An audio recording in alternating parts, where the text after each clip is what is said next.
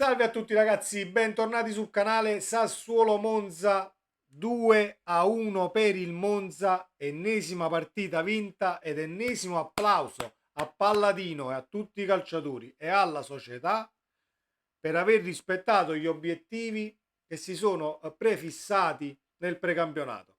Chi ha visto le interviste nel precampionato, parliamo di giugno e luglio, Galliani disse: faremo la squadra per restare in Serie A. E se una neopromossa arriva a 2 giornate dalla fine con 52 punti fatti, è merito di tutti quanti.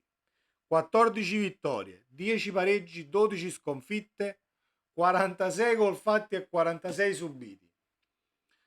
Zero la differenza reti, ma un cammino esagerato. È un'impresa anche quella del Monza, così come il Napoli ha vinto lo scudetto e ha fatto l'impresa, così come possiamo considerare un'impresa il cammino della Salernitana, perché c'è da dirlo, la Salernitana con una squadra così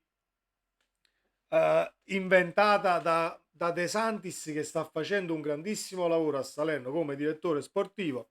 È un'impresa anche quella di questo Monza, che ieri è andata a vincere sul campo del Sassuolo.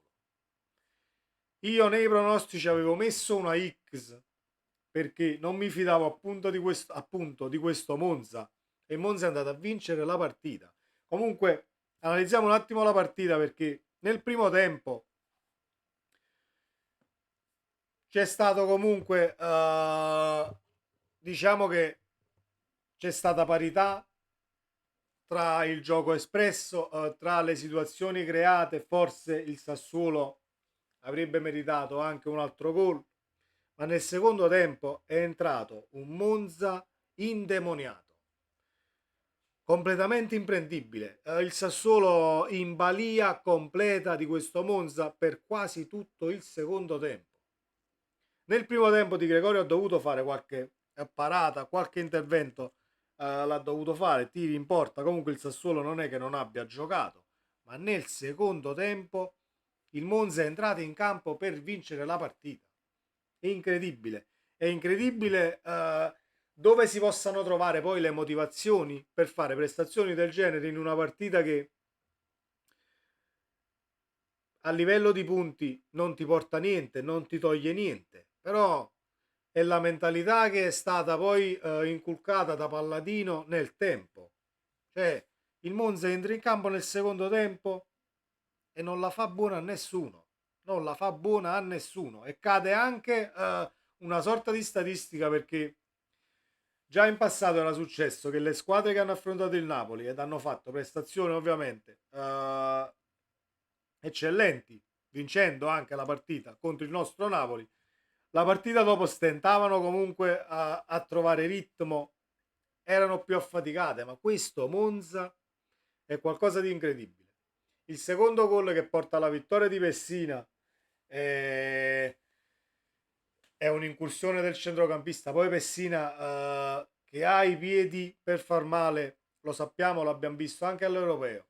Forse se ne parla troppo poco di questo calciatore, che visione di gioco, incontrismo quanto basta, precisione nei passaggi e senso del gol.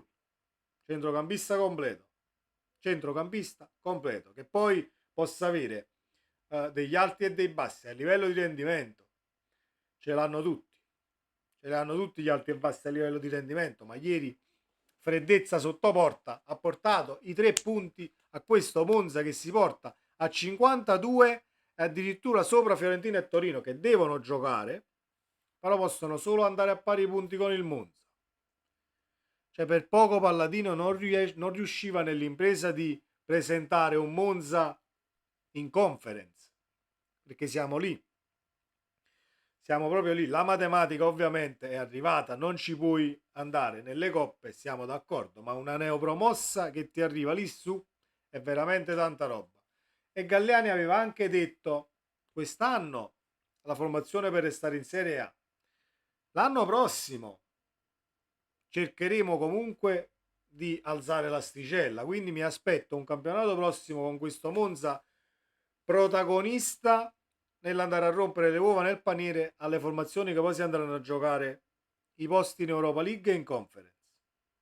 Questo sicuramente perché è una società sana economicamente, con abbastanza fondi per poter dire la sua nella massima serie, e poi l'ambizione e il voler arrivare c'è, e sono tutti punti in più per fare un grandissimo campionato anche l'anno prossimo.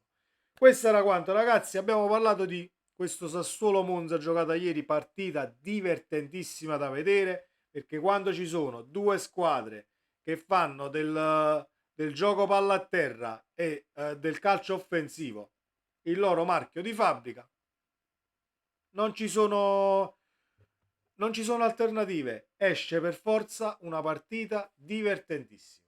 E così è stato. Io pagherei per vedere tutte le partite di Serie A con l'intensità che si è giocato ieri, con la sportività con la quale si è giocata la partita di ieri e con tutte le occasioni che sono state create da una parte e dall'altra. Partita divertentissima. Ci vediamo nel prossimo video, ragazzi. Ci godiamo la giornata di Serie A.